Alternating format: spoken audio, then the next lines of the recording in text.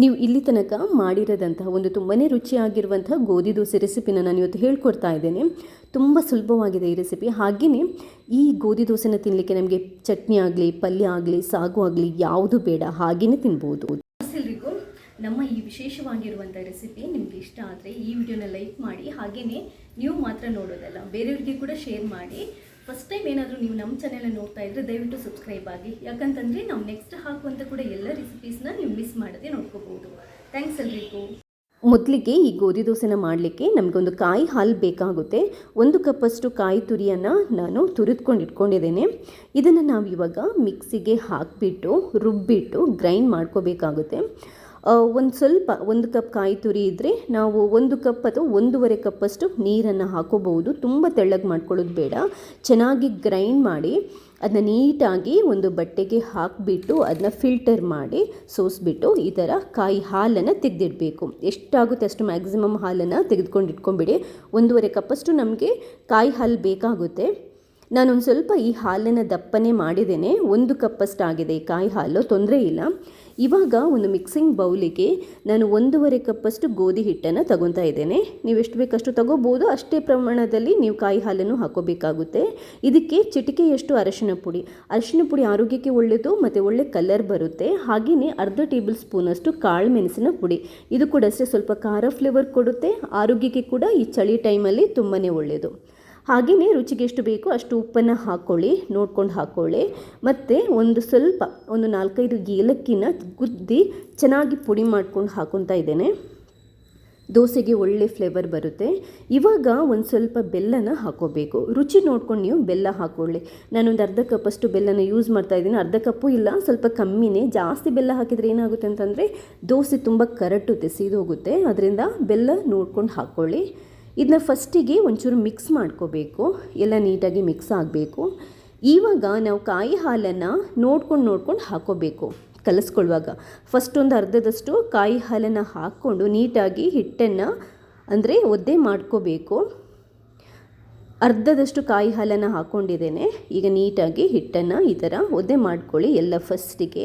ಅನಂತರ ಮಿಕ್ಕಿರೋ ಕಾಯಿ ಹಾಲನ್ನು ನಾನು ಹಾಕ್ಕೊತಾ ಇದ್ದೇನೆ. ಎಲ್ಲದನ್ನು ಒಟ್ಟಿಗೆ ಹಾಕೋಬೇಡಿ, ಹಿಟ್ಟು ತುಂಬ ತೆಳ್ಳಗಾದರೆ ಆಮೇಲೆ ಅಡ್ಜಸ್ಟ್ ಮಾಡೋದು ಕಷ್ಟ ಆಗುತ್ತೆ. ಸೊ ಅದರಿಂದ ನೋಡಿಕೊಂಡು ಕಾಯಿ ಹಾಲನ್ನು ಹಾಕ್ಕೊಂಡು ಕಲಿಸ್ಕೋಬೇಕು. ನೋಡಿ, ಕಾಯಿ ಹಾಲು ಹಾಕಿ ಕಲಸಿದ್ದಕ್ಕೆ ಇಷ್ಟು ದಪ್ಪ ಆಗಿದೆ. ಬಟ್ ಇನ್ನೊಂದು ಸ್ವಲ್ಪ ನಮಗೆ ನೀರನ್ನು ಹಾಕೋಬೇಕಾಗುತ್ತೆ, ಯಾಕಂತಂದರೆ ಇಷ್ಟು ದಪ್ಪ ಬೇಡ.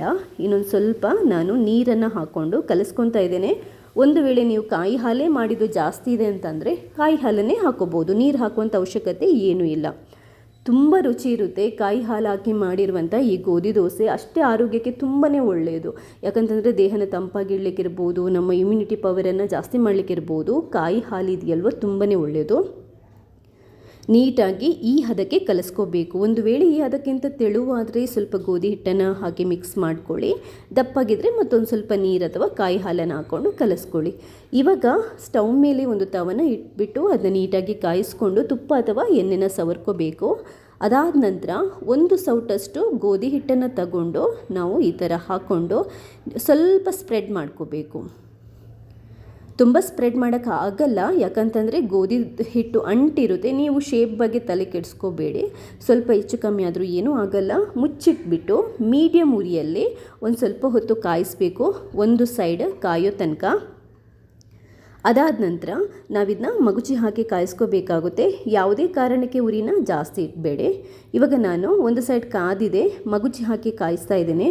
ಉರಿ ಜಾಸ್ತಿ ಇಟ್ರಿ ಅಂತಂದರೆ ಏನಾಗುತ್ತೆ, ಇದಕ್ಕೆ ಕಾಯಿ ಹಾಲು ಮತ್ತು ನಾವು ಬೆಲ್ಲ ಹಾಕಿರೋದ್ರಿಂದ ಕರಟ್ ಹೋಗುತ್ತೆ. ಅದರಿಂದ ಮೀಡಿಯಮ್ ಉರಿಯೇ ಇಟ್ಕೊಂಡು ನೀಟಾಗಿ 2 ಕಡೆನೂ ಕಾಯಿಸ್ಕೊಳ್ಳಿ. ಗೋಧಿ ದೋಸೆ ಸ್ವಲ್ಪ ಜಾಸ್ತಿ ಕಾದಷ್ಟು ಚೆನ್ನಾಗಿರುತ್ತೆ. ಸ್ವಲ್ಪ ಅಂದರೆ ಕಾದಿದ್ದು ಕಮ್ಮಿ ಆದರೆ ಕಟ್ಟಾಗುತ್ತೆ. ಚೆನ್ನಾಗಿ ಕಾದರೆ ಒಂಥರ ರಬ್ಬರ್ ಥರ ಆಗಿ ತಿನ್ನೋದಕ್ಕೂ ನಮಗೊಂಥರ ಖುಷಿ ಆಗುತ್ತೆ. ಮೇಲ್ಗಡೆಯಿಂದ ಬೇಕಾದರೆ ಒಂದು ಸರಿ ತುಪ್ಪ ನೀವು ಸವರ್ಕೊಂಡು ಮಗುಚಿ ಹಾಕಿ ಕಾಯಿಸ್ಬೋದು. ಗೋಧಿ ದೋಸೆ ರೆಡಿ ಆಗಿದೆ. ಇಷ್ಟೇ, ಇನ್ನೇನಿಲ್ಲ.